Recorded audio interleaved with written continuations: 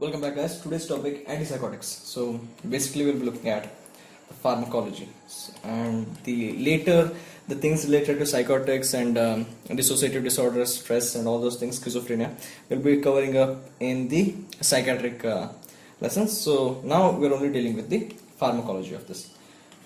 Okay. Now, antipsychotics are used to treat states of psychosis. Yeah. So for that you should be aware of what is a psychosis, what's a neurosis. And in psychosis, again, we're not just concentrating on psychosis. If you give them at a lower doses, mild doses, and if you use proper type of treatment, you'll be able to even treat agitated states. So if the person is having irrational fears or anxiety and all those things, if it's really aggressive, again, basically if the antipsychotics are being used, they are going to be used to treat a particular set of disorders, but those set of disorders are not going to come along with the symptoms. Okay, the main thing which we will be looking at is the aim. Okay, so basically when we look at antipsychotics, we will be looking at a few things. So basically we will be looking at dopaminergic receptors and serotonin receptors. So if the disease which we are looking at is because of overstimulation of these receptors or because of overproduction of the neurotransmitters that we are seeing, then you can use antipsychotics to treat those states. And as I said, and as we all know, that psychiatry is a disease which is, well, quite mysterious. The symptoms need not always have the same biochemical mechanisms that we see. Okay, so again, this comes with the problem that when you see depression, okay, now clinically, when you see a depression, you have a certain signs and symptoms. The person will be moody, so he'll be having a depressed mood, he'll be upset, he'll be sad, lack of motivation, and then there'll be suicidal tendencies as well, irrational fears, even hallucination, delusions. Now, that's what we call as depression. When a case comes and you see these symptoms and signs, you call that as depression. Yes, but not all depressions have the same biochemical mechanisms. Okay, so antipsychotics are going to be, again, when I get into classification, I'll talk about their mechanism. So basically antipsychotics can be used to treat psychosis, agitated states, and any other diseases which fall in their spectrum. Okay, so when we come to the uses, I'll talk about the psychotic uses, the non-psychotic uses, and all those. Okay, so antipsychotics, pharmacology, they are also called as neuroleptics. Okay, so if the question comes right about neuroleptics, then again you know where to look. You'll have to talk about antipsychotics. Now, antipsychotics are classified. They're classified into old and new ones. Now, how does this work? The old ones basically act on the D2 receptors. The keyword here being basically, it does not mean they exclusively work on D2 receptors. None of the drugs which we are going to talk about work exclusively on any one given receptor. Okay, and the new ones mainly aim at 5-HT2 receptors. So the key letter being 2 and 2. Again, they're not exclusively working on these receptors. They work on many other receptors. We have muscarinic receptors, we have adrenergic receptors, we have histamine receptors. Okay, so their aim is to work on D2 receptors and 5-HT2 receptors. Yeah, and they do that function very well. Now, old and new. So when we come to the old classification, we have three groups. We have phenothiazines, we have thioxanthines, and we have butyraphenol. Okay, so the main drugs are in the phenothiazines, the things they end with azine. Okay, so we got azine. So example, chlorpromazine, okay, and fluphenazine. And thioxetines, so basically the drug is thioxetine. And butyraphenol, a very important drug, haloperidol. Okay, it's a very important drug. We'll get into why it's important later on, but remember, so have chlorpromazine, fluphenazine, thioxetine, and haloperidol. And when you come to the new ones, you have a wide range of drugs. So we'll just look at the names. So we have clozapine, olanzapine, okay, risperidone and ziprasidone, okay, ziprasidone. So again, all of them are keyword again heterocyclic. Okay, if you're talking about the new ones, they block 5-HT2 and they're heterocyclic. Okay, now pharmacokinetics. Again, before we look at the mechanism, we need to know the pharmacokinetics. So it's basically very simple. Wait, what is the site of action? Okay, now given the fact it's a psychiatric disorder, it has to be the brain, but the brain is covered by a thing called the blood-brain barrier, which means what? Which means the drugs which we are administering, either the drug or its metabolite, which will be basically its active form, should be fat soluble. Okay, only if it is fat soluble will it be able to cross the blood-brain barrier, enter the brain and act at where it's supposed to act. Yeah, so all the drugs which we are looking at are lipid soluble, so they cross the blood-brain barrier. Point number one. Point number two, they are well absorbed orally. Okay, all of them. So there might be exceptions, but in general, take a rule of thumb, they are well absorbed orally and they have high plasma protein binding. This implies what? It implies that there is high plasma half-life. Okay, so we got 3 points. Fourth one, they are mainly metabolized by cytochrome 450. Good. So this implies that if you're giving any drug which inhibits the cytochrome 450, then again you're going to have increased duration of action, right?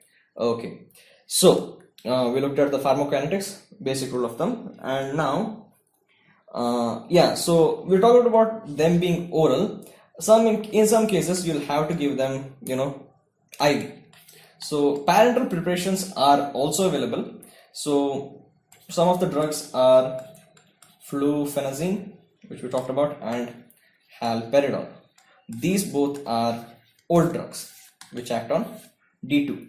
Good. Now, mechanism of action. Mechanism of action, basically the psychosis what we are seeing is an excited state. Okay, when I study psychiatry, basically neurology and all those things, there are basically neurotransmitters which can be classified as excitable and depressive. So we know excitable neurotransmitters, we have dopamine, okay, and we have inhibitory neurotransmitters like GABA. Yeah, so this is an example. So either the state will be excited or the state will be depressive. Now, mechanism of action, the psychosis is basically an excited state because of increased release of, dopamine or increased release of 5-HT2. Okay, now dopamine being the motivational hormone, it gives a lot of energy. It increases the brain activity, which leads to psychosis. Now, what happened was when we were faced with psychosis in the olden days, okay, what was observed was when you blocked the D receptors, there was, symptoms decreased. Yeah, symptoms decreased when you block the D receptors.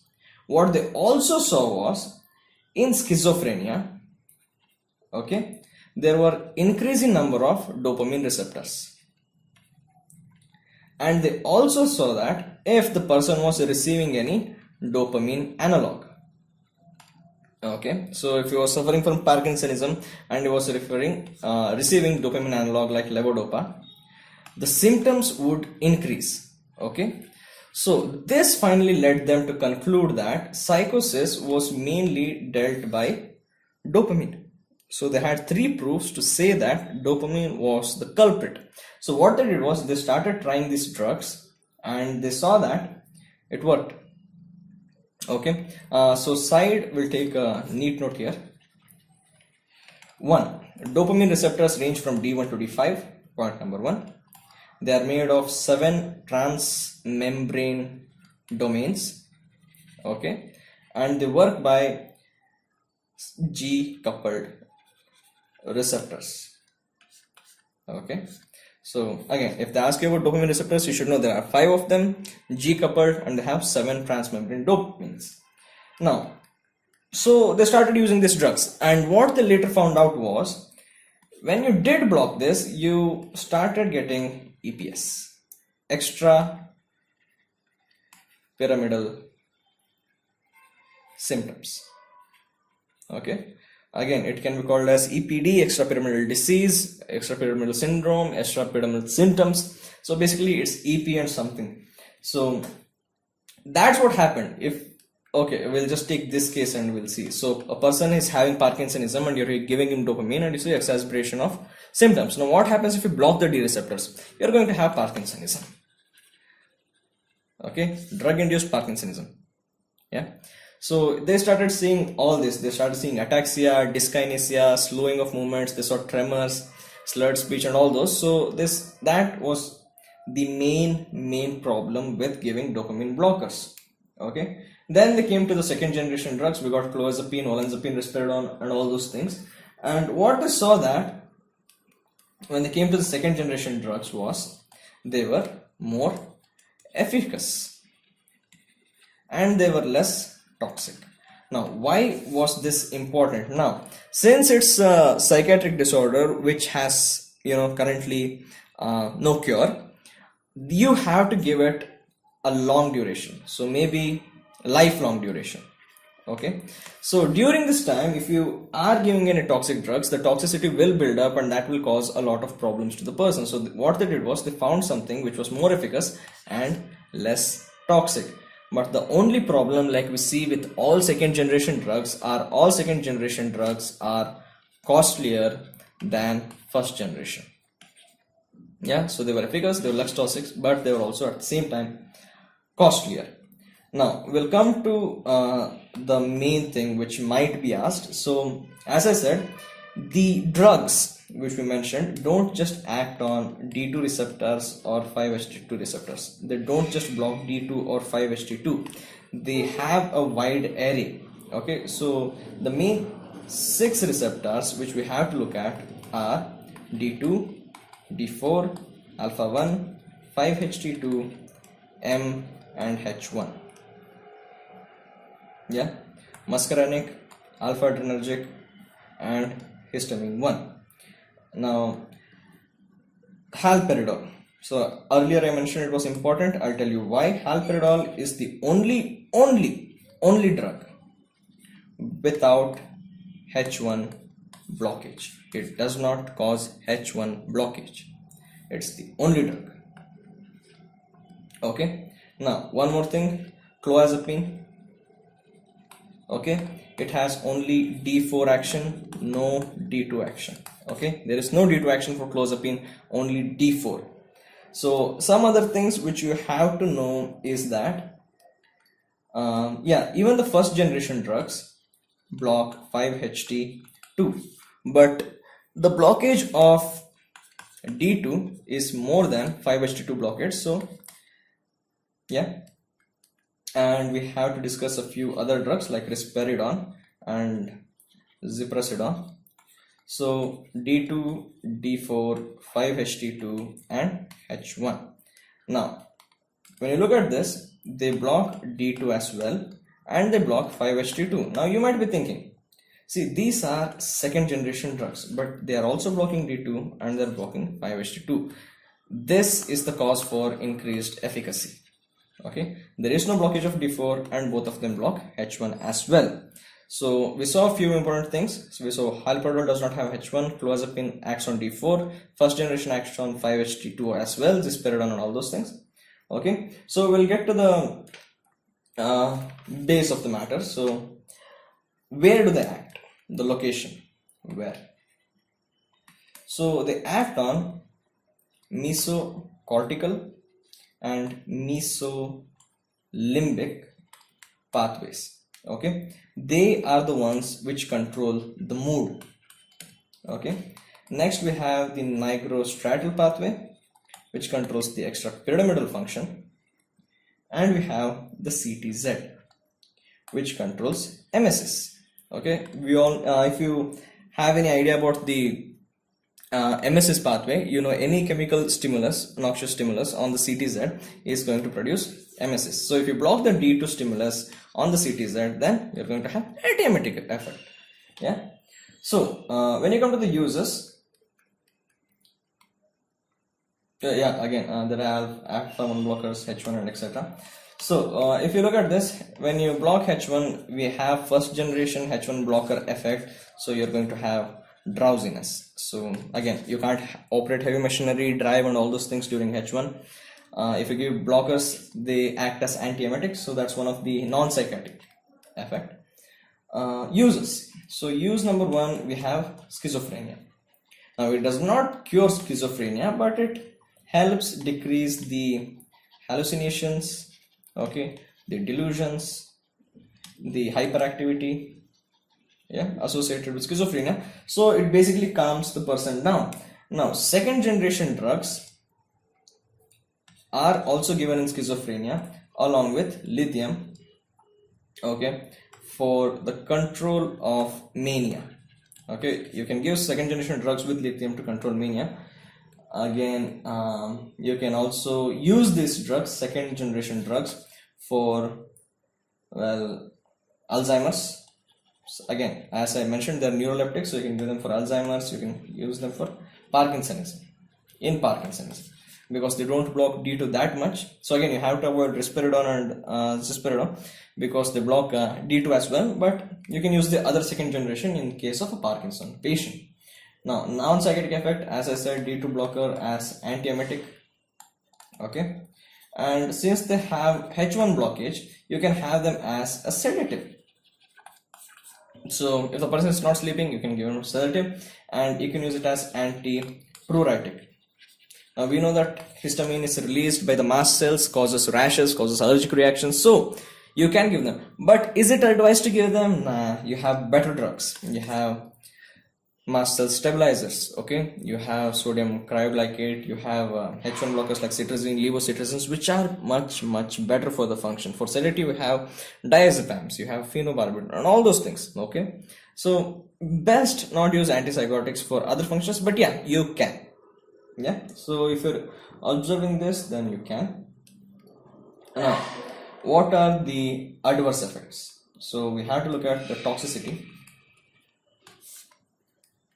extrapyramidal symptoms. So you have extrapyramidal symptoms, you have Parkinsonism because of D2 blockade. Now what does Parkinson entail? You have bradykinesia, so slowing of movements, okay, you have rigidity of movements, you have tremors, and you have most commonly haloperidol is associated with dystonias, okay. So these are what we saw with D2. Now if you see with the M1 blockage, you're going to have anti-parasympathetic effect, okay. If you block M1, you're going to have anti-sympathetic effect. Now what does that entail? It entails dryness of mouth, okay, that was expected.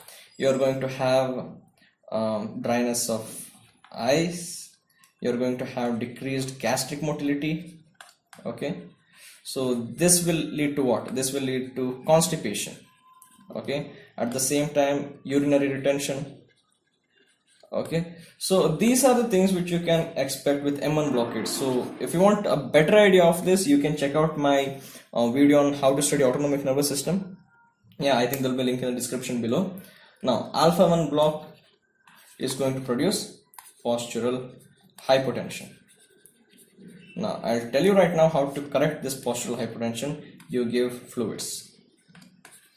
You give fluids, increase the fluid volume so that the BP goes up. Now again, there's a sedative effect because of H1 blockade, so you know, advise against using heavy machinery. And because of D2 blockade, yeah, this is going to be quite interesting. D2 block. Now we know that D2 block, so basically dopamine hates prolactin. Yeah, so basically they're enemies, so you can remember it like that. So when you block D2, you're going to have increased prolactin. Now when you increase prolactin, there are going to be certain side effects. You're going to have gynecomastia in males, okay, and in males or females you can have increased galactorrhea, okay, and then again it will be linked with infertility and amenorrhea. So one of the side effects of blocking D2 is you're going to end up with high levels of prolactinemia, and then that will lead to all these sexual symptoms. Now again, more if you want to get specific, I think these will be asked specifically for you. Zisperidone, okay, we talked about that. It increases QT interval. Okay, you have this toxic effect of zisperidone. Stop everything, give antiarrhythmics, stabilize the heart, okay, myocardium and all those things.